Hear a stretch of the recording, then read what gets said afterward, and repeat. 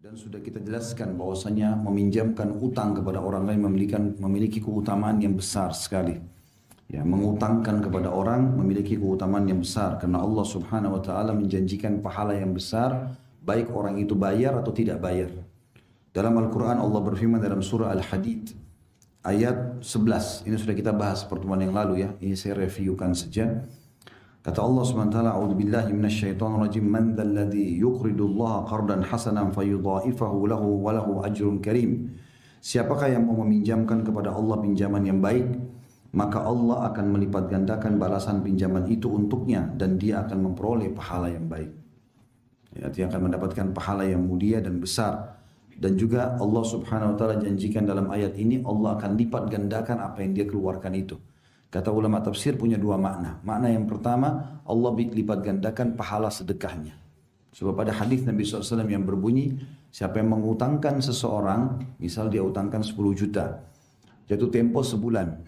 Selama masa waktu menunggu pembayaran itu, setiap hari dia seperti bersedekah sejumlah itu. Jadi misalnya dia pinjamkan 10 juta, berarti sebulan misalnya 30 hari, sama dengan dia sedekah 300 juta. Investasi 10 juta, pahalanya 300 juta. Kalau kalau sudah lewat masa jatuh tempo, udah masuk bulan kedua, lalu kemudian orang itu belum bisa bayar dan kita tenggangkan, maka di bulan kedua setiap harinya double sedekahnya. Seperti 20 juta. Berarti bulan kedua seperti 600 juta. Dalam 2 bulan saja utangkan orang 10 juta sama dengan 900 juta investasi. Begitu seterusnya. Kalau sampai setahun, kalau sampai 10 tahun, kalau sampai orang itu tidak bayar seumur hidupnya, berapa banyak pahala yang didapatkan. Belum lagi janji Allah akan diberikan rezeki. Sering mengutangkan orang ini membuka pintu rezeki. Membuka pintu rezeki dan ini subhanallah yang sering ditahan oleh syaitan. Dan dibuat kita was-was untuk mengutangkan orang lain.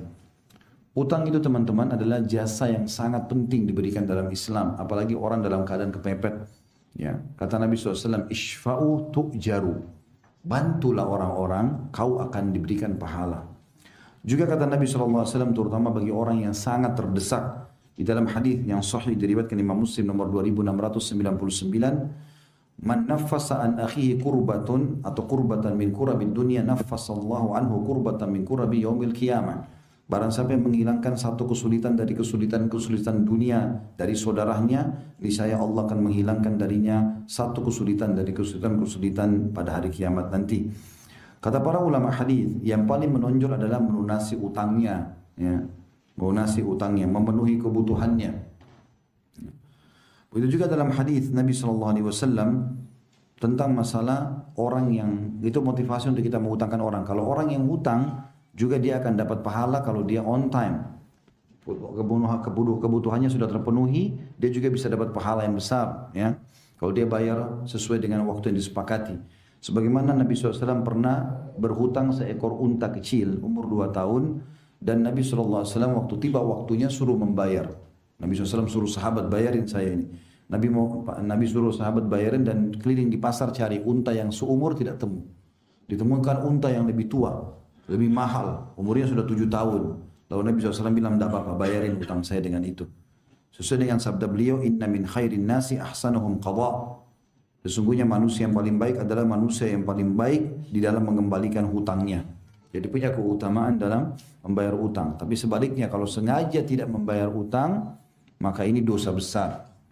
Sebagaimana sabda Nabi SAW, Matlul ghani dhulm. Ya, Matlul ghani dhulm. Orang yang menunda-nunda pembayaran hutangnya adalah kezaliman, dosa besar. Dan sudah kita sebutkan beberapa syarat, ada 3 syarat utang piutang ini. Yang pertama, jumlah piutang atau pinjaman harus ya, diketahui, baik takaran, timbangan maupun besar ukurannya. Yang kedua, sifat dan umur harus diketahui jika pinjaman itu binatang. Ya, misalnya pinjamkan sapi untuk bajak atau ada juga orang kadang-kadang punya sapi betina banyak. Lalu dia ingin beli sapi jantan, tak cukup uangnya, dia pinjam sama tetangganya. Jadi kan nanti dia akan ganti lagi dengan sapi yang lain. Ya. Maka itu bisa saja ya, dia pinjam tapi jelas harus umur sapi tersebut. Yang ketiga, pinjaman berasal dari seseorang yang dihukumi sah bantuannya. Artinya memang dia punya hak terhadap harta yang dia pinjamkan. Dia nggak boleh pinjamkan uang orang lain.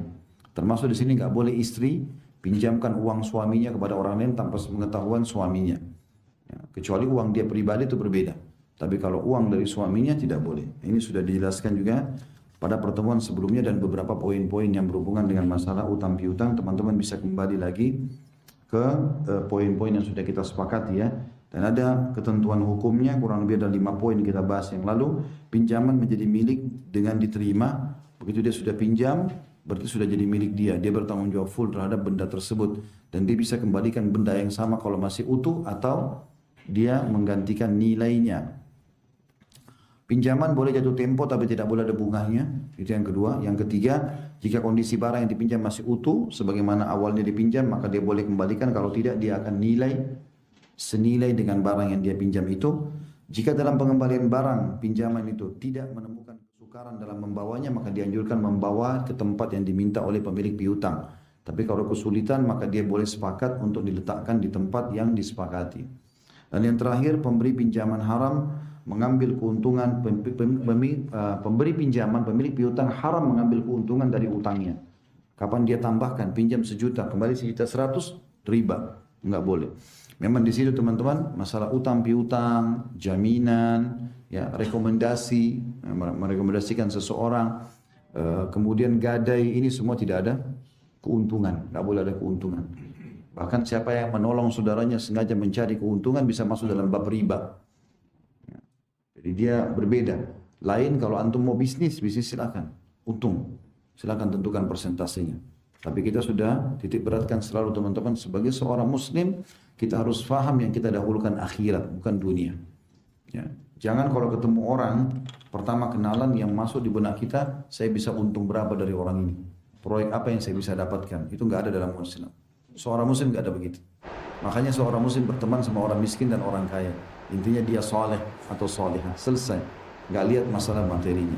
Karena bagi kita adalah bagaimana orang ini bisa bersama-sama saya masuk ke dalam surga.